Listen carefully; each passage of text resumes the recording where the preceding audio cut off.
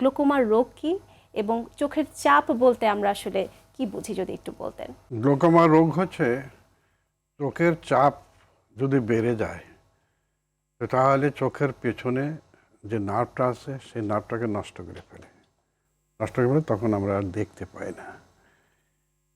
সামঞ্জস্যপূর্ণভাবে বলা যায় যে যেমন ব্লাড প্রেশার বেড়ে গেলে আমরা বলি হাইপার টেনশন, ব্লাড সুগার বেড়ে গেলে আমরা বলি ডায়াবেটিস, আর চোখের প্রেশার যদি বেড়ে যায় তাকে আমরা বলি গ্লোকোমা। আচ্ছা, অর্থাৎ চোখের প্রেশার বেড়ে গিয়ে অপটিক নার্ভ যে ড্যামেজটা হচ্ছে সেটিকে আমরা গ্লোকোমা। গ্লোকোমা এটা আপনি বলছি। ঠিকই বলেছেন যে চোখের প্রেশার জনিত রোগটাই গ্লোকোমা।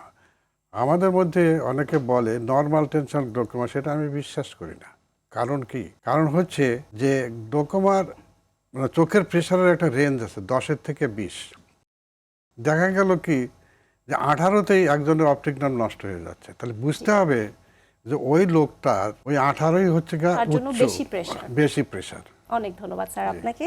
মনির স্যার, আপনার কাছে একটু ছোট্ট করে জানতে চাইবো, এই যে গ্লোকোমা আমরা জানি যেটিকে বলি আমরা সাইলেন্ট কিলার অফ ভিশন, এই গ্লোকোমা রোগটি কেন হচ্ছে বা কোনো রিস্ক ফ্যাক্টর আছে কিনা বা কারা কারা এই রিস্ক গ্রুপের মধ্যে পড়ে যদি একটু বলতেন। আসলে এটা একটা ভালো প্রশ্ন।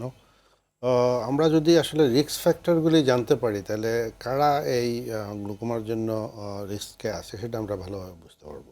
তো প্রথমত হচ্ছে আমরা জেনেটিক্যাল ফ্যাক্টরটাই দেখব।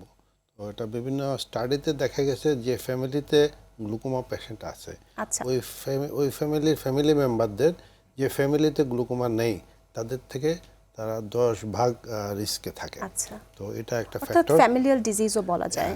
এর বাইরে অন্যান্য ফ্যাক্টর যেমন প্রাইমারি গ্লুকোমা সেগুলি সাধারণত 35 বছরের ঊর্ধ্ব ব্যক্তিদের হয়ে থাকে, তাহলে বয়সটাও একটা ফ্যাক্টর। তার বাইরে যদি কেউ অনেক দিন যাবৎ স্টেরয়েড জাতীয় ড্রপ ইউজ করে থাকে সেটার থেকেও গ্লুকোমা হতে পারে।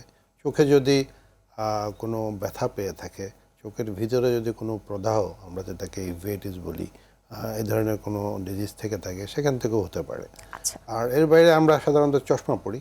চশমা দু ধরনের হতে পারে, যেমন মাইনাস প্লাস।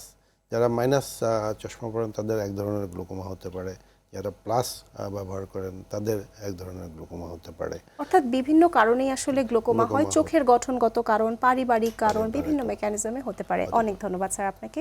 স্যার, আপনার কাছে একটু জানতে চাইবো যে প্রতি বছরের মতো কিন্তু এই বছরও বিশ্ব গ্লোকোমা সপ্তাহ পালিত হচ্ছে পুরো বিশ্বব্যাপী এবং বাংলাদেশেও। এই বছরের মূল প্রতিপাদ্য বিষয় সম্পর্কে আমরা জানি যে uniting for a glaucoma free world.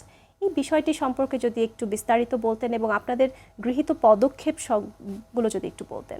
প্রতি বছরের মতো এবছরও গ্লোকোমা সপ্তাহের প্রতিপাদ্য বিষয় হচ্ছে যে uniting for a glaucoma free world. বাংলায় করলে আসলে দাঁড়াচ্ছে একসাথে হাত ধরি গ্লোকোমা মুক্ত বিশ্ব করি। চমৎকার। এবং এই সপ্তাহের উদযাপন বা প্রতিপাদ্য বিষয় হিসেবে আমরা যেটা বলতে চাচ্ছি সেটা হচ্ছে আমরা অনেকগুলো পদক্ষেপ নিয়েছি। যেমন আমরা বাংলাদেশের বিভিন্ন চক্ষু হাসপাতালে ফ্রি গ্লোকোমা স্ক্রিনিং, গ্লোকোমা রোগীর চিকিৎসা পদ্ধতি নির্ণয় করার জন্য ফ্রি স্ক্রিনিংয়ের ব্যবস্থা করেছি। দ্বিতীয়ত, সপ্তাহের প্রতিদিনই কোথাও না কোথাও কোনো হাসপাতালে আমরা র্যালি, প্রচারণামূলক সভা, রোগীদের অভিজ্ঞতা বর্ণনা এসবের আয়োজন করেছি পুরো সপ্তাহ জুড়ে। তৃতীয়ত, বাংলাদেশ গ্লোকোমা সোসাইটির পক্ষ থেকে বৈজ্ঞানিক সিম্পোজিয়াম, সেমিনার এসবের আমরা আয়োজন করেছি। এবং সর্বোপরি রোগীদের এডুকেশনের জন্য, জানার জন্য আমরা লিফলেট, বিভিন্ন পুস্তিকা, ব্যানার এসবেরও প্রচারের জন্য ব্যবস্থা করি।